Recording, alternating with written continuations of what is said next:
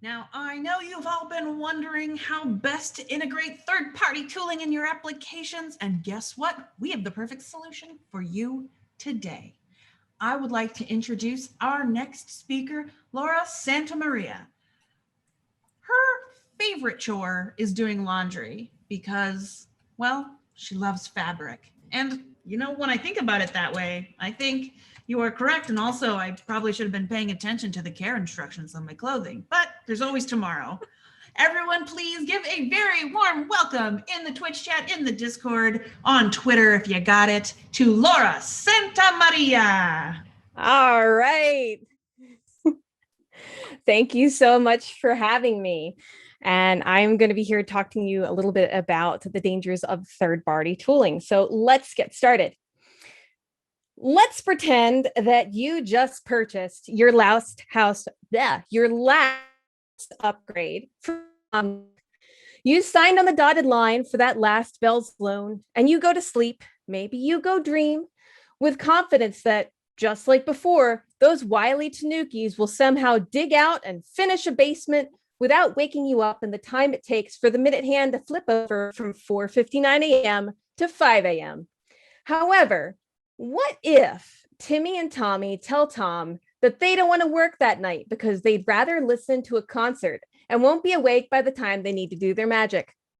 You wake up to no basement and alone where you're left holding the bag. I'm Laura Santamaria, LogDNA's developer advocate, and I'm here today to talk with you about the allures and the dangers of third-party tooling. And if I can get my slide mover to move, there we go. All right, let's get going. Let's start out with a few horror stories, shall we? There are so many, including extremely recent ones like CodeCov's bash uploader backdoor, but let's stick to some more. First up, Heartbleed. A vulnerability in OpenSSL, a software library that uses SSLs to secure communications between servers, introduced by the Heartbeat extension, ended up exposing hundreds of thousands of web servers. In short, the code failed to check and sanitize user input, which allowed an attacker to request and receive extra bits of memory, a memory leak. Therefore, any server running the affected code would drop chunks of recently changed data as part of a simple "are you still there" type response if the user input parameters were malformed, leaving open transactions or any other similar sensitive action to a savvy attacker. Many people relied on and still rely on OpenSSL for TLS and SSL encryption. This was a major bug introduced accidentally, and many people didn't realize the danger. While the vulnerability was discovered and immediately patched, this horror story shows that reliance on third-party tooling can be dangerous.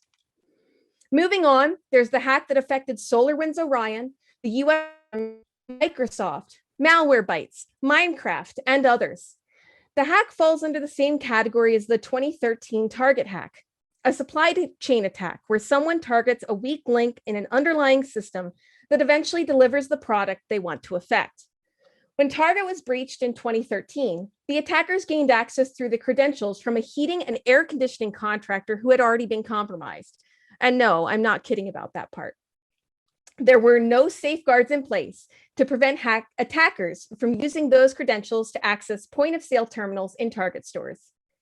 In the case of the 2020 hack, the weak link appears to be a product from Microsoft that was breached with an eye to reaching through SolarWinds to the US government. More data is still coming out on the latter and probably will be for quite some time. We don't want to go down the rabbit hole here, but suffice to say, the reliance on the stability of a third-party system without mitigation strategies left many vulnerable. Let's talk about the situation that Parler, good riddance, found itself in earlier this year. First, Parler did not get hacked. Rather, there were a lot of mistakes Parler made in basic architectural designs and security stances. And I'll argue some other time about how the generalist mindset probably exacerbated their problems. For our discussion, though, they relied on third-party systems to make many of their systems function. And when those systems declined to continue to work with them, they had no backup plan. Also, they lacked understanding of how geotagging, a third-party system when it comes to social networks at least, how that actually works. which made the eventual job of the archivists and journalists correlating data points easier, but even more flaws in their system. Overall, along with the massive number of mistakes Parler made, the reliance on third-party systems certainly created a lot of problems for them. Horror story number 4, LeftPad. Just hearing the name of that module makes some node devs shudder. For those of you not familiar with the story, however, here's the gist.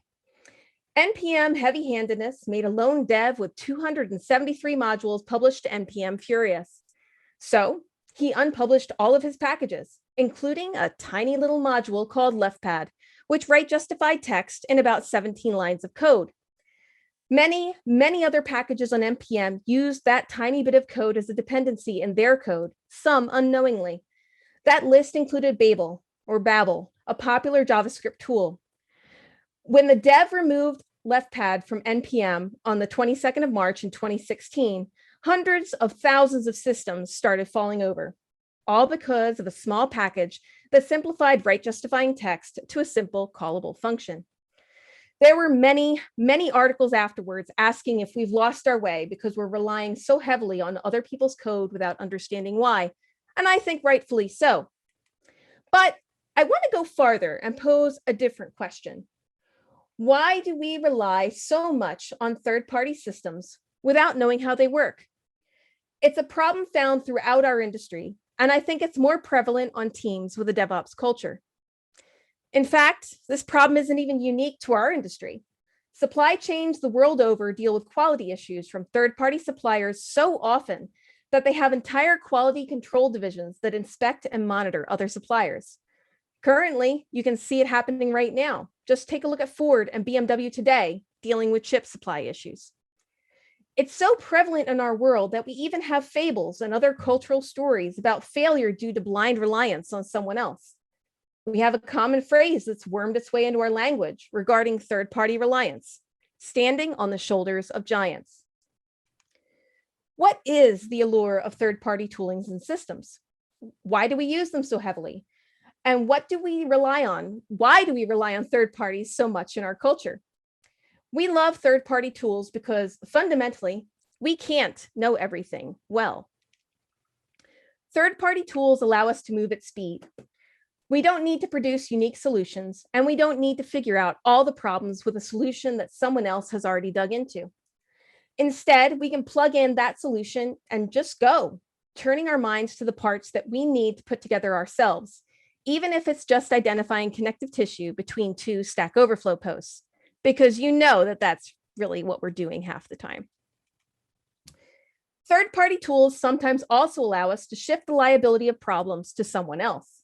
If it's really something that we know nothing about, we hand off the problem to a known third party with the expertise we don't have and wash our hands of any resultant issues that might arise. Again, in the most positive light, we know we don't know what we don't know and act accordingly. Try repeating that 5 times fast. Third-party tools reduce cognitive overload, allowing us to smell the roses or the windflowers a little bit more. When we're building out modern systems, we often have 1,000,001 decisions to make and plates to keep spinning. We have a lot of considerations to keep in mind as we start putting things together, and third-party systems allow us to offload some of that complexity to someone else. We hope and trust that person or those people are experts that have dealt with the problem vertical that we're handing off. That last statement should have left some alarm bells ringing. Beneath the allure is a significant amount of danger when it comes to the reliance on third-party tools. First, what happens when your third-party system goes down? No one is immune from incidences. It's just a fact of operations. Can your system continue to function without that third-party system? Or can you ensure that at least a subset of your platform's features continue to work? What about if the third-party system isn't up to a high standard of quality? You might not have enough insight into the platform to know whether folks are doing strong code reviews that should catch a high number, but not all, bugs that might get introduced due to a mistake. What do you know about the testing infrastructure for a third-party library? How about the runbooks at a third-party hosting provider? You can't possibly audit everything. What if your third-party system is breached, as happens with supply chain attacks? or otherwise just simply fails. No one is immune from breaches or failures or errors. All platforms are built by human beings after all, and we're not perfect. Do you know enough about the platform to understand where your system is vulnerable and how to fix it quickly, or how to understand where your system might also have been breached? When you take on a third-party system, you may have absolutely no knowledge on how it works. If it's just a small library or might be on a sandbox system, that might not be a problem. However, what happens when you rely on a third-party project that seems like magic and it goes down or is wiped from the internet? Perhaps you only know to press a button and then enter some URLs and a UI to set up a load balancer on your hosting provider, but you don't understand what the load balancer does from a general perspective. All of these various cases of danger zones point to a single point of failure for your system: your own ability or inability to have enough knowledge about how the platform works. Now that I've talked about all the dangers of reliance on third parties, though, it clearly can't be all that bad. After all, there's hundreds of thousands of systems around the world that build on third-party systems that haven't been breached or exposed yet, right? Well, the key to using third-party tools and systems safely is a combination of evaluation, protection, and mitigation. First things first, whenever you bring in a third-party tool, you need to understand the risks and trade-offs through evaluation of potential solutions. You need to know enough about how a system or a platform works to make an honest evaluation to reduce that risk. It's really, in the end, a question of risk and reward and an understanding of the ring of trust. If you're working on a system that's a general proof of concept, you probably aren't looking at much of a risk to worry about, though we all know that proof of concepts end up being used for prod when we're in a hurry. That's just human nature.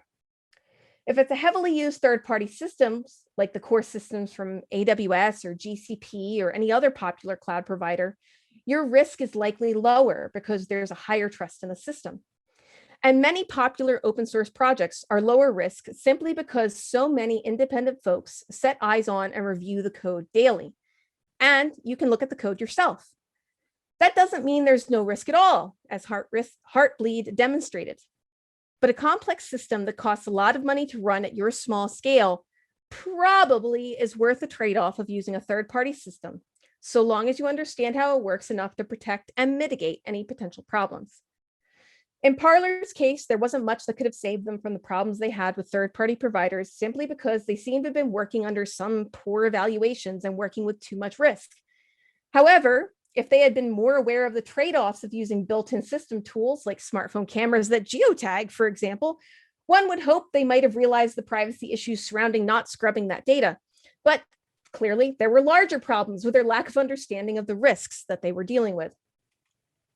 So how can you protect your system from third-party tooling gone awry? Sandboxes and isolation environments help a lot if you can manage to have one. For example, Jenkins has a groovy sandbox that ensures any scripts you run can't access the rest of the system, including any potentially vulnerable plugins. Another protection layer is simply to set up alerts and automation to identify and update vulnerable dependencies as soon as the CVE and patch are issued. For Heartbleed, the best protection at the time was to update immediately when the patch was issued. For Target and similar supply chain attacks, protection would have come from providing sandboxes and isolation environments for any third party connecting into their systems, enabling better monitoring and the ability to wall off potential problems. When something you relied on goes bad, though, you should have some mitigation strategies up your sleeve. For example, separate systems to ensure that anything that might get compromised doesn't compromise your entire stack or application, the classic separation of concerns principle. One way to do that is ensuring that each system connects to other systems with an API rather than simply just sharing data.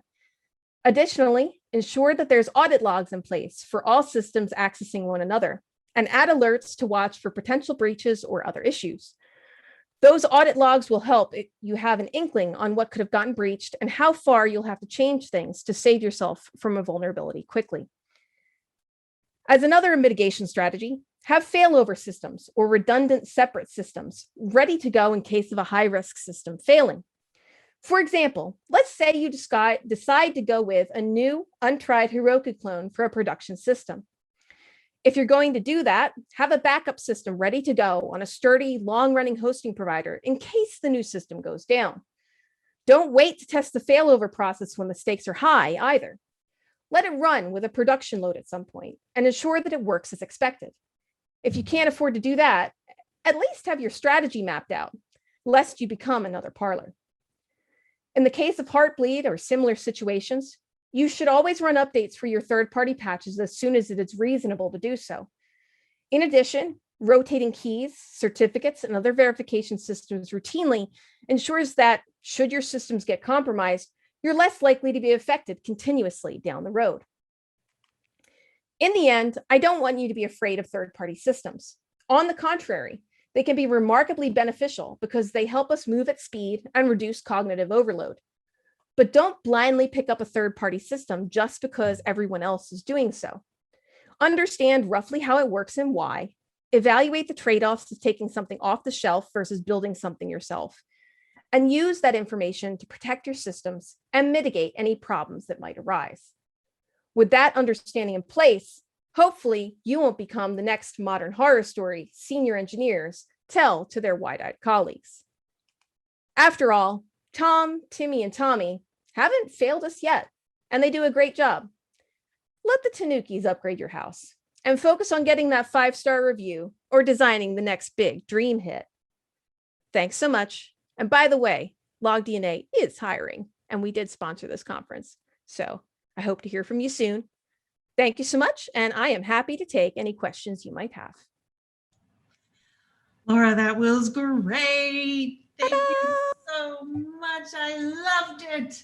I think we all have some fears around third-party tooling. There's a half serious question in the speaker Q&A, so take it as you will. How useful is the Jenkins Groovy sandbox if we allow all the functions that trigger a high-risk security alert? Well, if you're going to just allow everything, that doesn't really help you very much. So, it might be kind of important to try to keep using things the way that they're intended for. I get that it's not the best example in the world right there with the Jenkins Groovy sandbox, because it's not always the most wonderful one. But I will admit that was the first one that came to mind as a Groovy pipeline builder myself. Long live Jenkins, but I hope we have a new solution soon.